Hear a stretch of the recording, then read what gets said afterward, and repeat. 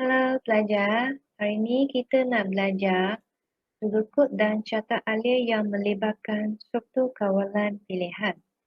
Okay, kita lihat definisi bagi struktur kawalan pilihan.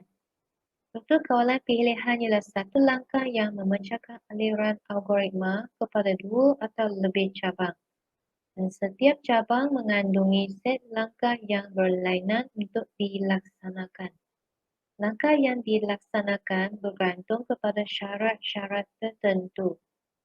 Terdapat tiga jenis struktur kawalan pilihan iaitu tunggal, dua pilihan dan pelbagai pilihan ataupun single selection, double selection dan multi selection. Struktur kawalan pilihan tunggal hanya mempunyai satu pilihan untuk melaksanakan satu set tindakan yang tertentu. Ini bermakna jika satu syarat yang diuji didapati benar, maka satu set tindakan akan dilaksanakan. Okey, hari ini kita hanya belajar struktur kawalan pilihan tunggal. Okey, saya bagi satu contoh untuk situasi kalau wang simpanan awak lebih atau sama dengan RM500, awak akan beli handphone. Kalau wang simpanan kurang daripada RM500, awak tak dapat beli handphone. Jadi saya tulis sudut kod dan carta alir. Ini adalah sudut kod mula, saya tulis mula, lepas tu jika ini syarat lah, jika wang simpanan lebih atau sama dengan RM500, maka beli handphone. Jika tidak, tamat. Okey, so kita tukar ke bentuk carta alir. Mula-mula saya guna simbol terminal yang berbentuk oval. Terminal ini untuk mula dan tamat sahaja. So, mula, lepas tu guna garis alir. Ini garis alir ni menunjukkan arah aliran.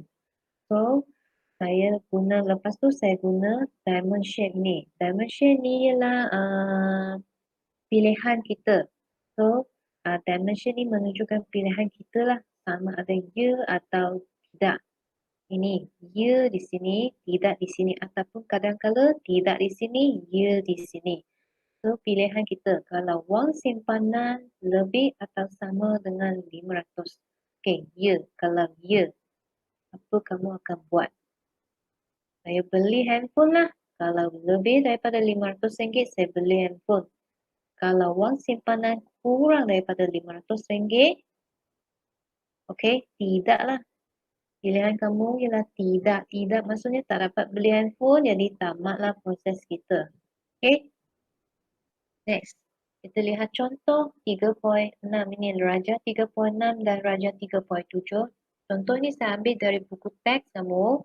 So, Raja 3.6 ialah sudut kod dan Raja 3.7 ialah carta alir. Okey, ini adalah sudut kod untuk plug yang tidak dipalam ke dalam soket. Okey, mula. Jika plug tidak dipalam ke dalam soket. Kalau plug tidak dipalam ke dalam soket, so kamu kena palamkan plug ke dalam soket. Kalau plug kalau kalau kalau tidak dipalam ke dalam soket, kamu palamkan. Kalau ya, kamu tamat jika. Okey. So saya tukar kepada carta alir mula, lepas tu saya guna garis alir. Saya guna ini diamond shape untuk pilihan. Diamond shape ni untuk pilihan kita sama ada ya atau bukan. So, plug, jika plug dipalam ke dalam soket. Okay, hanya ada dua pilihan sahaja, iaitu ya ataupun tidak. So, kalau ya, kalau plug tidak dipalam ke dalam soket, apa kamu buat? Okay. Kalau tak palam, kalau plug tidak dipalam ke dalam soket, apa kamu buat? So, ini tidak dipalam ke soket, apa kamu buat? Kamu akan palamkan plug ke dalam soket sahaja. Dan lepas tu, tamat. Kalau plug dipalam ke dalam soket, ya. Kalau ya, pilihan dia ya. So, terus kamu pergi ke tamat. Okay? Okay. Sebelum tu, cikgu nak kamu, okey, saya tunjuk satu contoh, contoh yang lebih kurang sama dengan contoh ini. Okey, kalau kalau saya lapar, okey, apa saya akan buat? Okey, kalau saya lapar, so mula-mula saya lukis, saya lukis oval shape. Ni cara-cara untuk lukis carta alih ini, oval shape ni ialah terminal. Terminal ni untuk mula dan tamat sahaja. So, mula. Okey. Kemudian saya guna garis alih ke bawah. Okey. Seterusnya saya guna diamond shape ni. Diamond shape ni menunjukkan pilihan. Okey, kalau saya lapar. Okey, hanya ada dua pilihan. Ya atau tidak. Di sini kalau lapar, ini ya. Kalau ya lah.